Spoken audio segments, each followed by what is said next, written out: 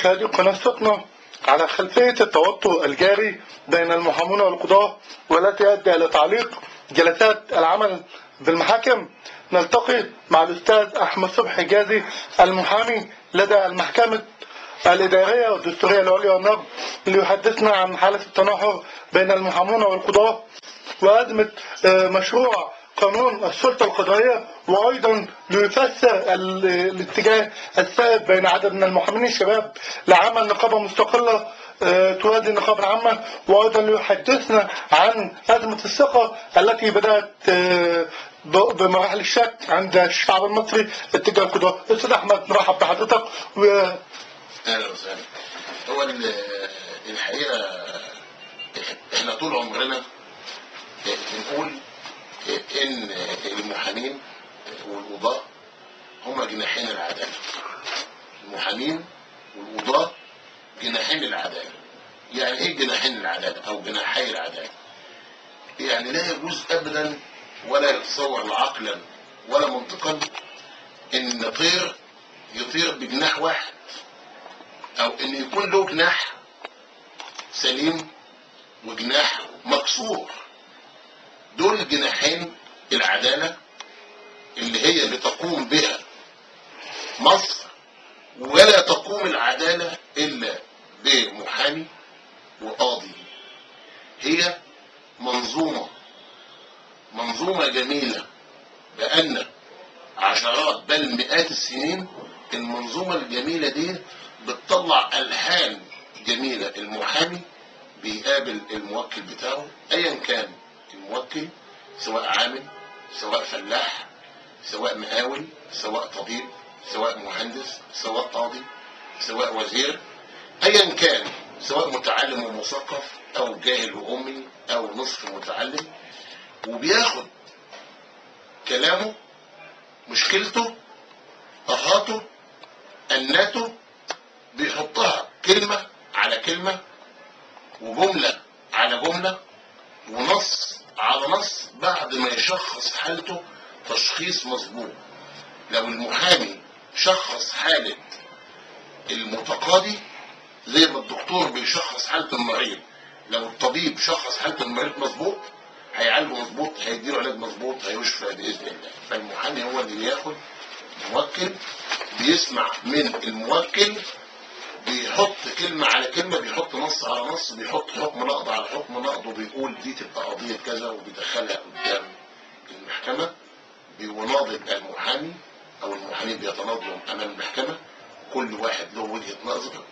فالمحامي هو مخلق ومنشئ بإذن الله لكل قضية. القاضي مقرر بهذه القضية، يشوف رأي مين اللي صح، يشوف مين اللي أسانيده مظبوطة، يشوف مين اللي عمل قضية مظبوط ومين اللي له صاحب الحق من خلال أوراق المحامي. المحامي منشئ ومبدع ومخلق بإذن الله، والقاضي مقرر.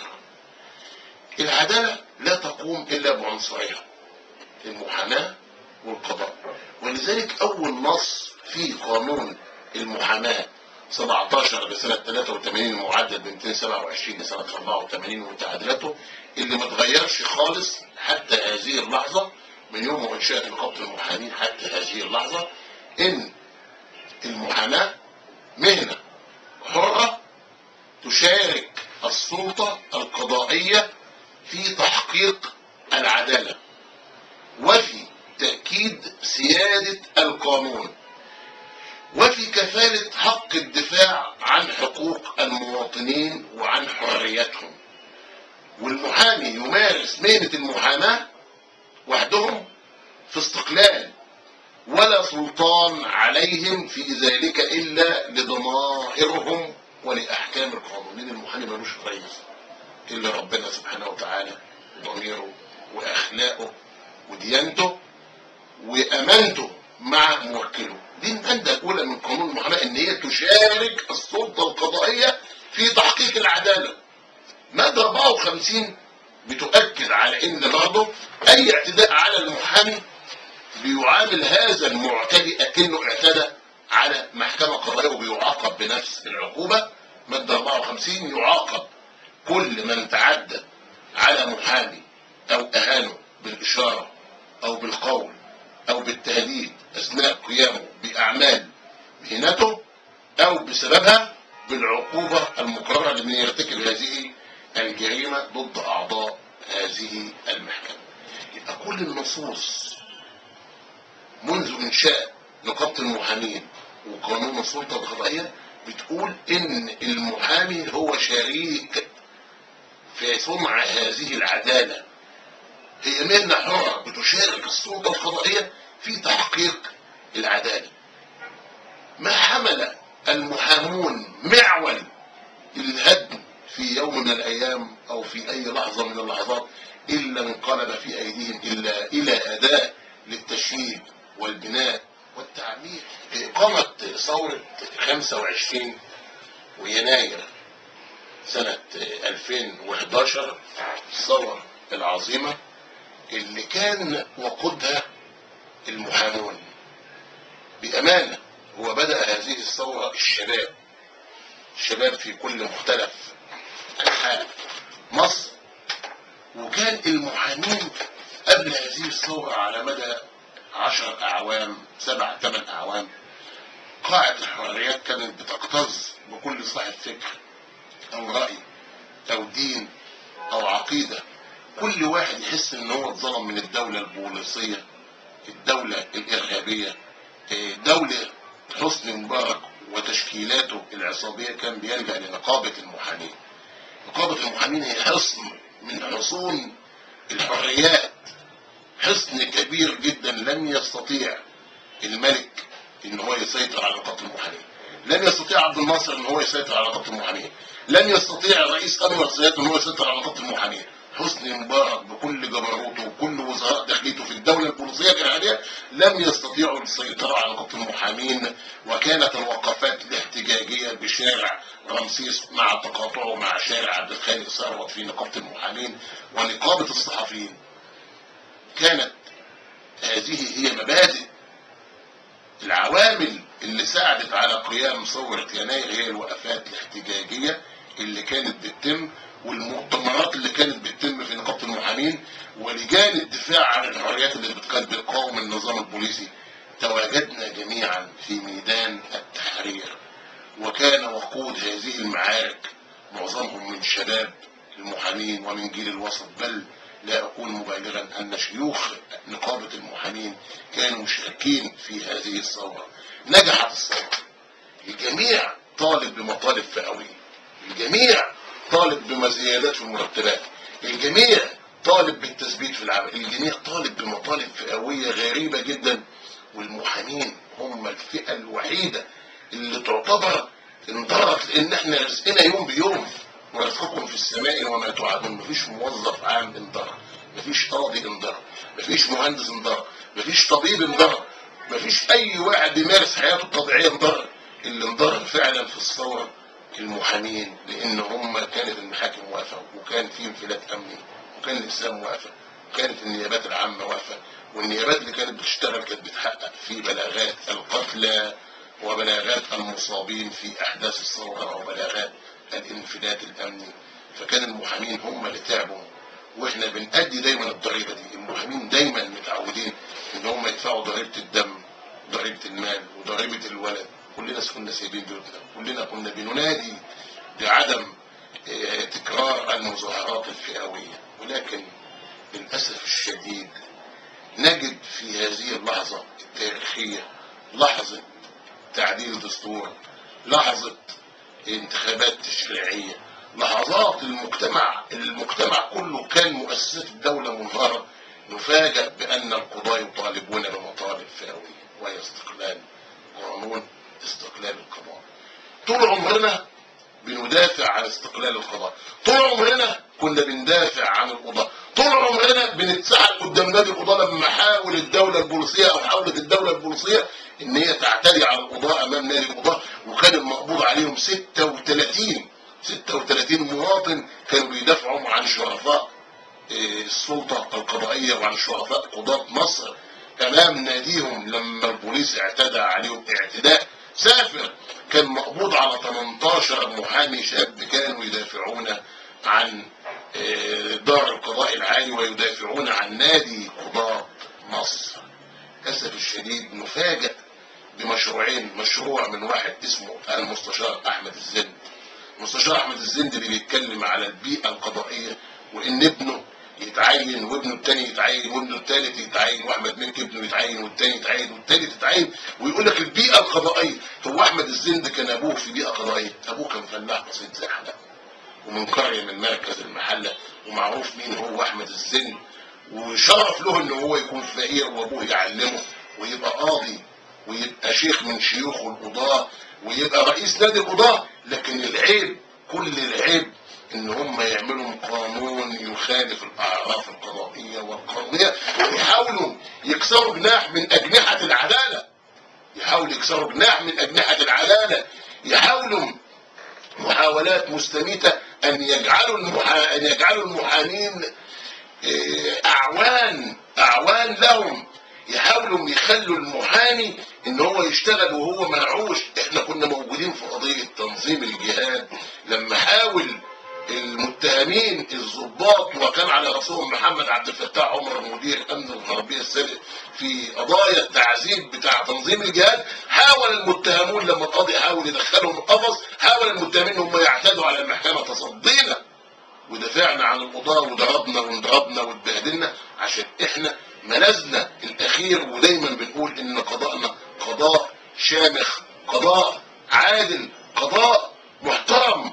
يجي النهارده القضاء ومعروف ان القضاء قضاء واقف وقضاء جالس، وان احنا بنشارك هذه السلطه القضائيه في تحقيق العداله. يحاولوا ان هم النهارده يعدلوا قانون السلطه القضائيه، يضع احمد الزند مشروع للقانون ويضع المستشار احمد مكي مشروع للقانون، ويتفق الاثنان على اهدار كرامه المحامين في هذه القوانين او في هذين القانونين. ايه الضروره الملحه؟ ايه الخطر الداهم؟ ايه الخطر الداهم؟ ايه السبب الاساسي والمباشر ان يصدر هذا القانون بليل؟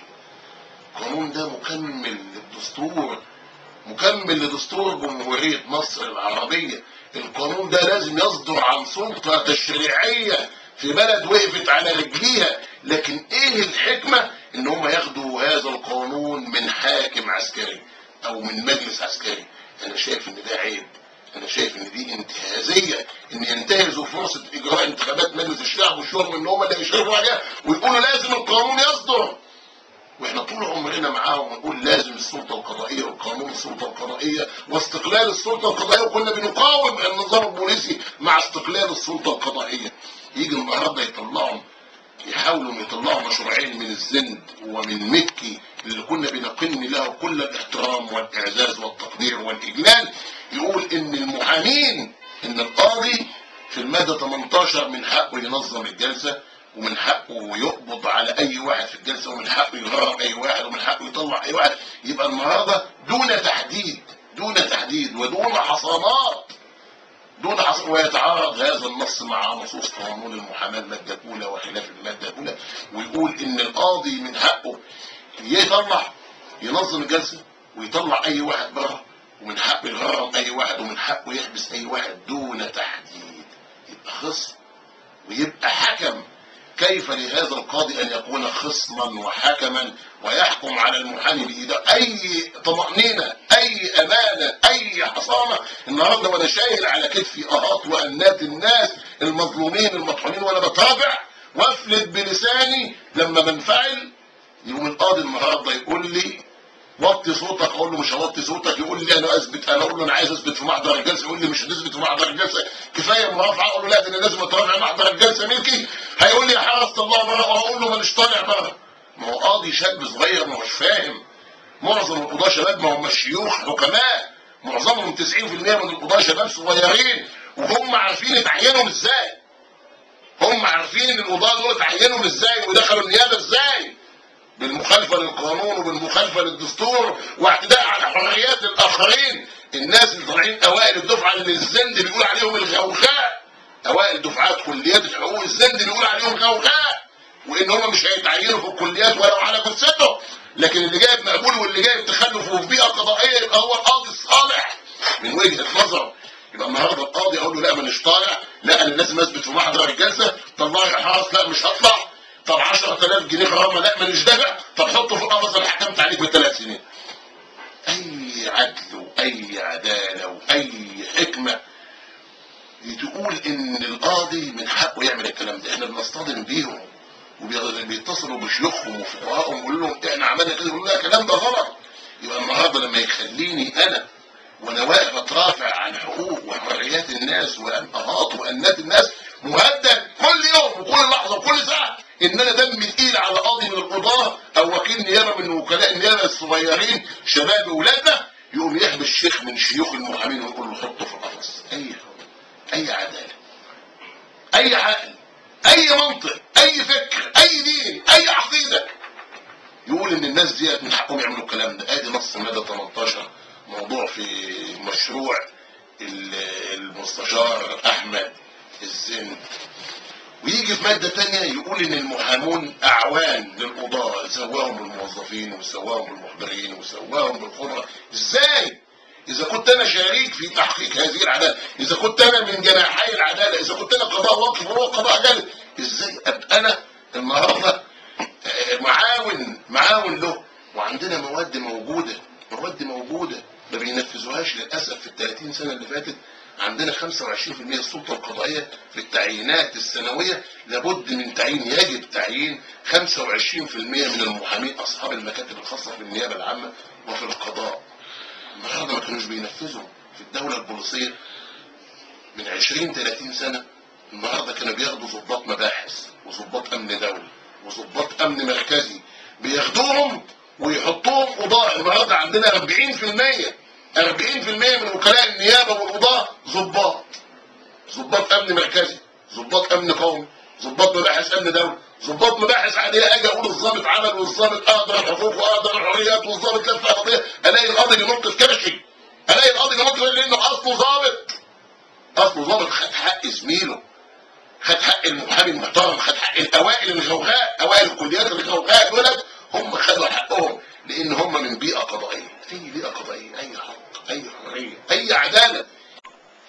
وبعدين يقولوا من القاضي، عايزين القاضي اللي بيحكم غرامات على المواطنين في القضايا انه يكون له نسبه، هيبقى صاحب مصلحه وصاحب منفعه ان هو يقضي بالغرامات عشان ياخد فيها نسبه. الحقيقه مش متاكد من النص ده، مش متخيله عقلا ولا منطقا. المهم حصلت الازمه بين المحامين وبين القضاة. المحامين كان لهم رد فعل ان انا الاقي المواد دي بتصدر بلاين وفي توقيت مش مناسب، وتوقيت مفيش مجلس شعب ولا مجلس شورى وعايزين يحكموا قانون سلطه قضائيه صادر من حاكم عسكري. حاجه يعني الحقيقه انا بعتبرها مهينه ان حاكم عسكري ينظم قانون سلطه قضائيه مكمل للدستور.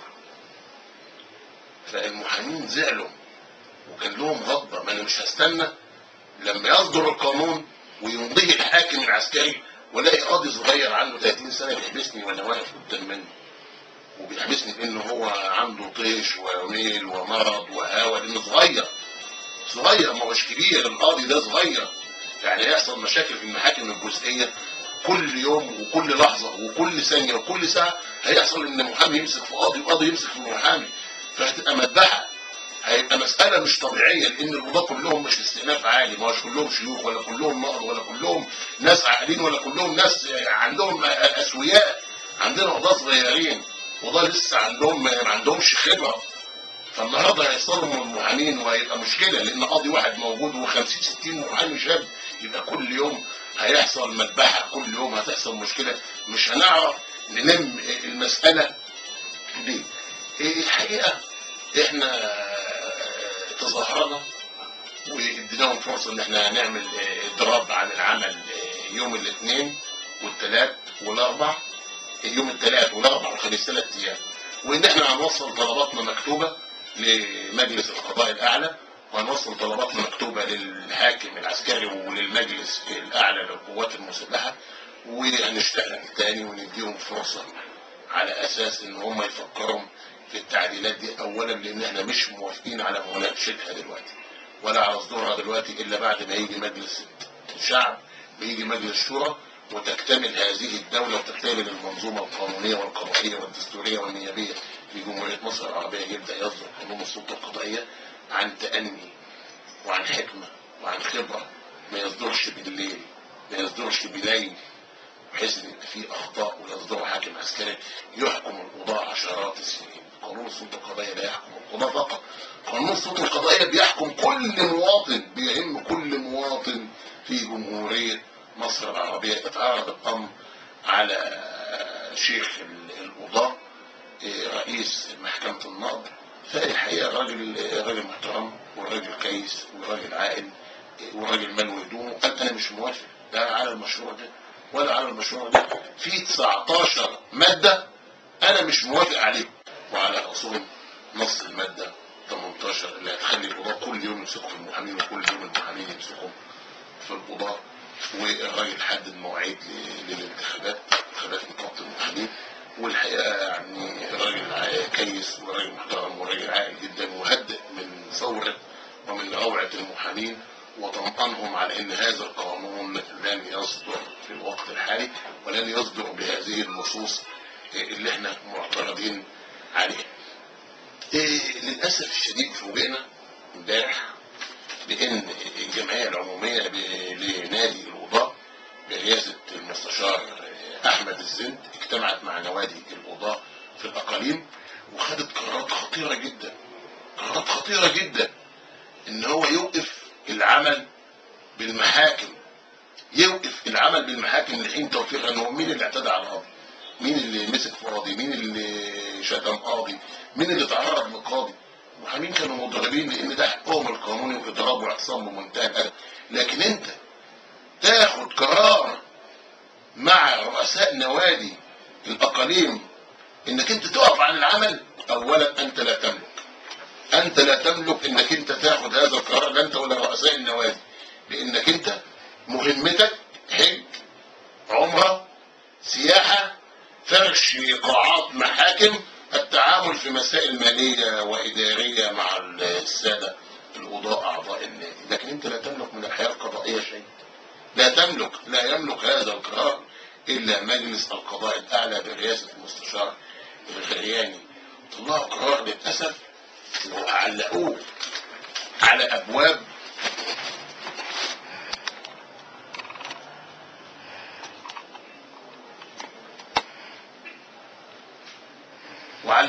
أبواب وقاعات المحاكم وامتنعوا عن العمل. المحامي يضرب عن العمل او يتظاهر او يعتصم، ده حقه القانوني، لكن مش من حق القاضي ان يقف عن العمل، مش من حق القاضي ان ينكر العدالة. دي جريمة اسمها جريمة انكار العدالة. مش من حق القاضي ان هو يوقف مرفق عام، مرفق عام وهو مرفق القضاء، مش من حقه انه يوقف مرفق القضاء ويقولوا ان احنا ممتنعين عن العمل. يبقى انت النهارده منكر للعداله، عطلت مرفق عام وهو مرفق القضاء عن عمد، قفلت قاعات المحاكم النهارده مرفق عام، النهارده خالفت قانون العقوبات، خالفت الاعراف القضائيه المحترمه المستقره، بالاضافه انك انت خالفت قانون الحاكم العسكري المرسوم بالقانون بتاع الحاكم العسكري بتعطيل المرافق العامه. ياخدوا القرار ده ازاي؟ ماشي هو خده، لكن للاسف الشديد في قضاء التزموا بهذا القرار المعيب اللي صدر من واحد ملوش صفه، ليست له اي صفه في اصدار هذا القرار. الحقيقه احنا استعجبنا جدا ان القرار ده يصدر، وان معظم القضاة المحترمين رفضوا تنفيذ هذا القرار، لكن مصالح الناس بالفعل اتعطلت. لذلك احنا عملنا محاضر اثبات حالة، بان الدائرة رقم كذا والقاضي فلان وفلان وفلان وفلان وفلان امتنعوا عن تحقيق العدالة وانكرهم العدالة وما حضروش الجلسات وقعدوا في بيوتهم واجلوا من الجلسات اداري، واثبتنا الكلام ده بمحضرين. محضر يوم السبت ومحضر يوم الحد، محضرين اتعملوا وتم توثيق هذه المحاضر واخذت ارقام على اساس ان احنا بنقول ان احنا مستعدين للعمل ومش عايزين نعطل المرفق العام القضائي الهام ده، ولا عايزين نعطل مصالح الناس، وان احنا طلباتنا ورسالتنا وصلت بالفعل والناس بدأوا يشتغلوا على هذا الاساس، فمش عايزين نعطل المصالح القضائية ولا نضيع مصالح الناس ولا نوقف مرفق العدالة. ولكن احمد الزند واحمد مكي كان لهم راي اخر. اعتقد ان هذا راي خاطئ وهذا راي معيب، ويجب ان هم يراجعوا نفسهم. وللاسف الشديد احمد الزند بيهاجم المحامين هجوم عنيف، مش عارف ليه، مش عارف هو بيهاجمهم ليه، مع ان هو من هنا من الغربيه ومن قريه بسيطه هنا في قرى المحله الكبرى، وكلنا عارفينه وعارفين والده وعارفين اخواته، وناس طيبين وناس فلاحين زي حالاتنا كده وزي ابائنا وزي اجدادنا. النهارده بيعمل هو الكلام ده ليه؟ وبيفتعل المشاكل ليه؟ وهو معروف ان هو كان ممثلا للسلطه الباغيه، وكان هو رجل حسني مبارك، وكان هو رجل السلطه الباغيه، وكان رجل الدوله البوليسيه داخل نوادي القضاء. فللاسف الشديد يعني انا شايف ان هو غلطان، وانا شايف ان هو يعود ويسوق لرشده ويرجع فان الحق قدير اصابت المرأة واخطا عمر. دي بالنسبه لمشكله المحامين، وان احنا عمرنا ما ننفصل. احنا عنصري العداله، احنا جناحي العداله، احنا القضاء الواقف والقضاء الجالس. احنا طول عمرنا اخوات، احنا طول عمرنا بنجامل بعض، احنا طول عمرنا بناكل مع بعض وبنشرب مع بعض وبنحترم بعض. فما يجيش احمد الزند او خلاف احمد الزند يصنع الفرقه ويصنع الدسيسه بين عنصري القضاء الواقف والقضاء الجالس، ويحاول ان هو يفسد هذه العلاقه الحميميه والعلاقه الوديه بين القضاء وبين الساده المحامين. وان شاء الله هي زوبعه فنجان، وان شاء الله هتزول، وان شاء الله المياه ترجع لمجاريها مره اخرى. واحنا مع استقلال القضاء، احنا مع استقلال القضاء. كل محامين جمهوريه مصر العربيه مع استقلال القاضي المصري، لانه قضاء عظيم وقضاء شامل. بس التحفظات كان لازم نقول عليها عشان ما يصدرش القانون ونرجع نبكي على اللبن المسكوب. دي بالنسبه للمشكله بتاع المحامين والقضاء. لكن بعض المحامين في السؤال الثاني انت بتطالب بتقول ان المحامين عايزين يعملوا نقابه موازيه او نقابه محامين جديده او نقابه موازيه للنقابه العامه. الكلام ده طبعا كلام تهريج وكلام فاضي وكلام ملوش اي اساس من الصحه. واحنا هيكون لنا مجلس شرعي ان شاء الله يوم 20/11/2011 ان شاء الله يكون مجلس محترم، وكل الناس الساده المرشحين سواء على منصب النقيب او على منصب العضويه هدفهم المصلحه العامه للمحامين. لان لو صلح مجلس نقابه المحامين، وانا بعتبر ان مجلس نقابه المحامين هو مجلس وزراء مصرح، وان اي محامي عرض نفسه بالعمل العام يستطيع ان يحكم دوله بالكامل. فالمحامي دوله. النهارده مجلس نقابه المحامين ان شاء الله يحصل انتخابات ويجي مجلس نقابه محامين محترم هينهض بنقابه المحامين وهينهض بالنقابات المهنيه وهينهض بمصر وبالعالم العربي وبالعالم الاسلامي. اقول قولي هذا واستغفر الله لي ولكم. السلام عليكم ورحمه الله وبركاته.